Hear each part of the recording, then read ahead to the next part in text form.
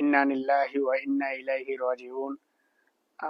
দারুল বালাপাড়া মাদ্রাসার মোতামিম শেখুল হাদিস হজরত মৌলানা মুফতি আব্দুল হক সাহাব আজি দুনিয়াৰ পৰা চিৰবিদায় ললে।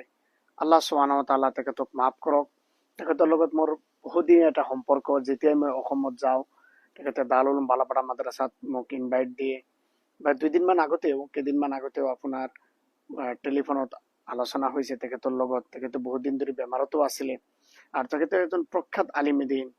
আমি সকলোৱে জানো এজন প্ৰখ্যাত আলিম দিন সমাজত এটা সূৰ্যৰ দৰে থাকে, আৰু তেখেতে পুৰা অসম নহয় পুৰা ভাৰতবৰ্ষতে ফেমাছ হয়। লগতে তেখেতৰ বহুত জানো পেহচান চাহনে वाले পুৰা দুনিয়া মে হে।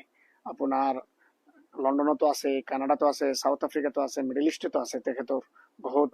আপোনাৰ গুজৰাটো আছে, পুৰা ভাৰতবৰ্ষতে আছে।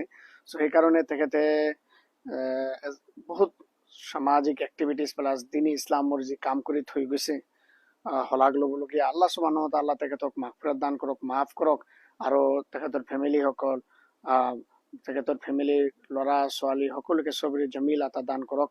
আৰু দাৰুল উলুম বালাপাড়া মাদ্ৰাসাৰ প্ৰতিষ্ঠাপক তেখেতেই। আল্লাহ সুবহানাহু ওয়া তাআলা মাদ্ৰাসাকো কবুল কৰক, তেখেতৰ খেদমতকে কবুল কৰক। আৰু আমি সকলোৱে, মই লণ্ডনৰ পৰা তেখেতৰ মাগফিৰাতৰ কাৰণে দোৱা কৰিছো, তেখেতৰ পৰিয়ালৰ সমবেদনা জনাইছো। আল্লাহ সুবহানাহু ওয়া তাআলা সবৰে জমিল আতা দান কৰক, তেখেতক মাফ কৰক। আৰু সকলোকে ওচৰত মোৰ আশা থাকিল আপোনালোকে মৌলানা মুফতি আব্দুল হক সাহাবৰ কাৰণে দোৱা কৰিব। তেখেতে আমাৰ নামনি অসমৰ যে এটা প্ৰখ্যাত আলিম দিন, সকলোৱে আমি চিনি পাওঁ, দাৰুল উলুম বালাপাড়া মাদ্ৰাসা শেখুল হাদিস বঙাইগাঁও ডিষ্ট্ৰিক্টত। আৰু তেখেতে বিভিন্ন সামাজিক এক্টিভিটিছৰ লগতে বহুত বছৰ ধৰি তেখেতে জড়িত হৈ আছে। আলিম সমাজৰ এটা নক্ষত্ৰ স্বৰূপ।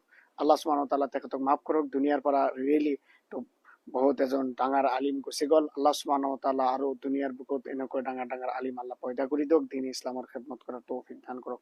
আমিন। আসসালামু আলাইকুম ওয়া ৰাহমাতুল্লাহি ওয়া বাৰাকাতুহু।